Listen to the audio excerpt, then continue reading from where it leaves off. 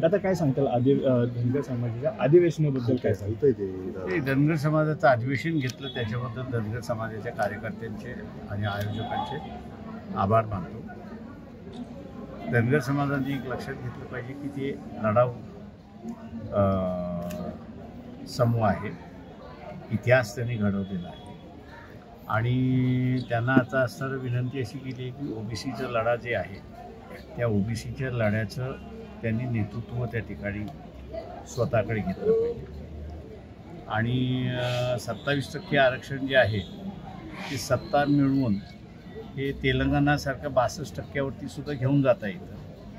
धनगर समाजाचे जे आदिवासी समाजामध्ये जी मागणी आहे, काही उत्साही कार्यकर्ता हायकोर्टामध्ये गेले आणि हायकोर्टातून सुप्रीम कोर्टामध्ये गेले, तर सुप्रीम कोर्टाने निर्णय असा दिला की धनगर आणि धनवट हे दोन वेगवेगळे आहेत, त्याच्यामुळे तो मार्ग संपलेला आहे.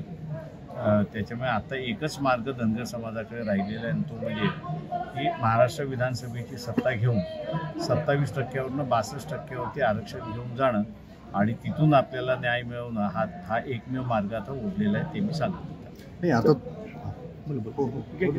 आता तुम्ही असंही म्हणलात की आगामी काळात ज्या काही निवडणुका होणार आहेत त्या सगळ्या निवडणुका ह्या एकतर ओबीसी किंवा आरक्षणवादी हे सत्तेवर यायला पाहिजेत, याविषयी मी आता सर जे आमचा जो आहे की सत्ता ही ओबीसीनी घेतली पाहिजे.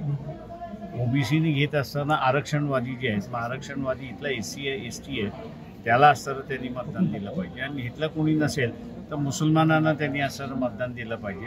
पण ज्या सवर्णाने आरक्षण संपवण्याची असणारी भूमिका घेतलेली आहे त्या सवर्णांना ओबीसी, एससी, एसटी आणि मुस्लिम ह्यांनी मतदान करू नये हे आवाहन मी केलं.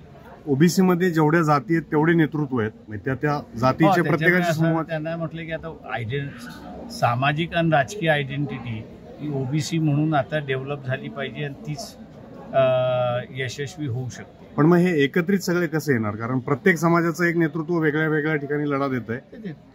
मायांदानं कॉल दिला की एकत्र येतील असं माझं स्वतःचं म्हणणं असं आहे. धनगर समाजाचं अधिवेशन आहे आणि तुम्ही या व्यासपीठावर येऊन भाषण केलेले बोललेलं आहात, तुम्ही काही नेतृत्व या सगळ्या समाजाचं? ओबीसीचं नेतृत्व मीच करतोय, दुसरं कोणीच करत नाहीये. गेल्या 80 सालापासून 1980 पासून त्याच ताग आहेत.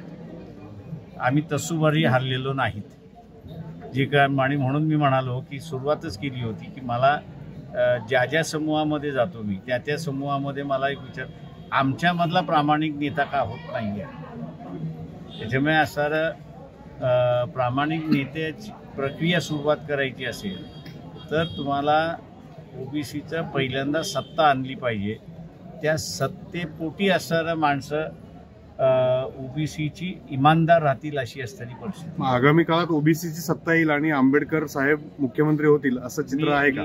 मी अगोदरही म्हणालो की मला मुख्यमंत्री व्हायचं नाही, मंत्री व्हायचं नाही आणि खासदारही हे नाही. मी आपला लोकांना सत्तेमध्ये आणणं हा जे महात्मा फुलेंनी केलं, शाहू महाराजांनी केलं, बाबासाहेबांनी केलं तेच कार्य पुढे घेऊन जाण्याची माझी इच्छा आहे. आज बरेचसे लोक भाजपची सुद्धा व्यासपीठावरती होती.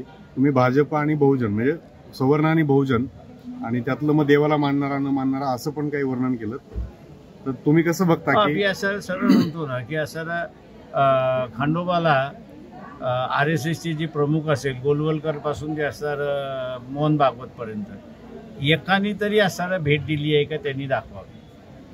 थँक्यू. चला.